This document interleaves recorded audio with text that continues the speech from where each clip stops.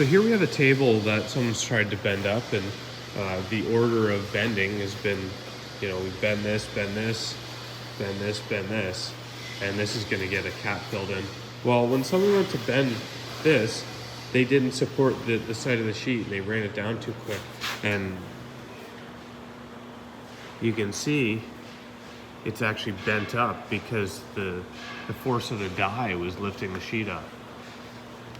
So you have to make sure you support your sheet when you're bending it. Now, move this to the other side, and there is no way to fix this, essentially, unless you put a solid die in there and you try to press something, but you're never going to get that out. So you can see someone's tried to fix this over here, and well, it has its laser guard on there, and you might be able to hammer it back into shape. Well, you can see all the dents.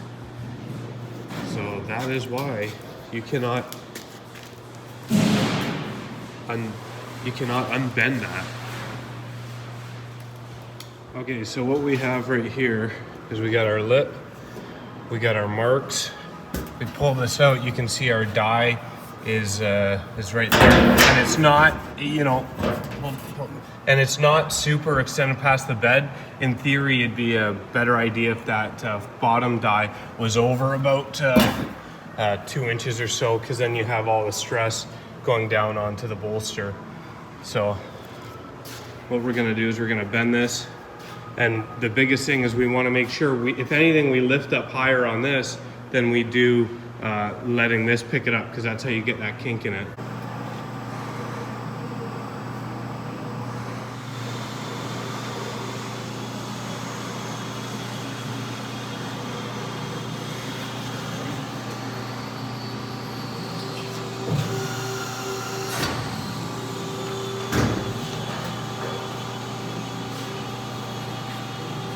So you can see we don't have any ridge.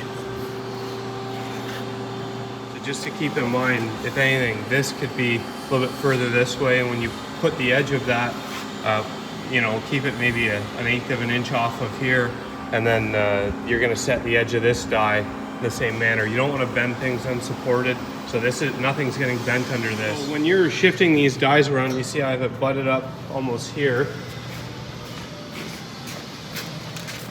And right here, this could go over a little bit. Just keep in mind when you set these, what I usually do is I'm gonna press up on it and then just slightly snug, a couple, because it being 16 gauge, it's not super resistant. If you super tighten these, what could happen is if your dies aren't perfectly set, you're gonna have some issues. So I'll show you here. Sorry.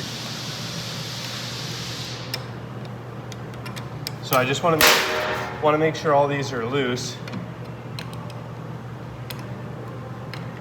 Okay, just gonna tap this over probably right here. So I'm lifting up on the die.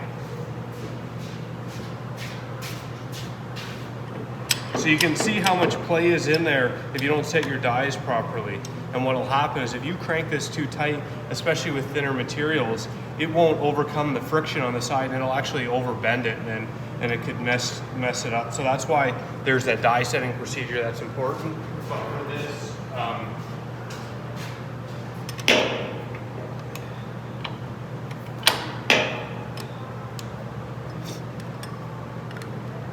so sometimes if this lip's too big, you might have to come right in an opening here. And the way you can tell that is you can cut your material out. So like just cut a little piece of paper out. So when this bends on a 45,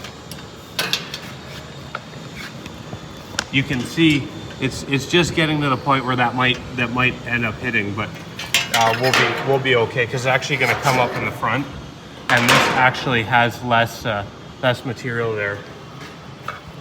So if that lip was a little bit bigger,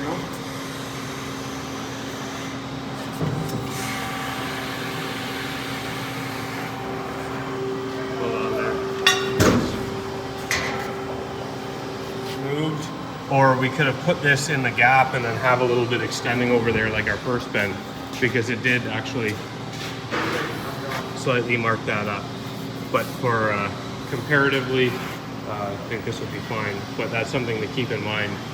It was just a little bit too close there. It would be easier to shift this die over the 2 inches like that side, and have it pass right through the center rather than to take some pieces off of this, because you really don't want to disassemble some of these holders because they have wedges and shims in there.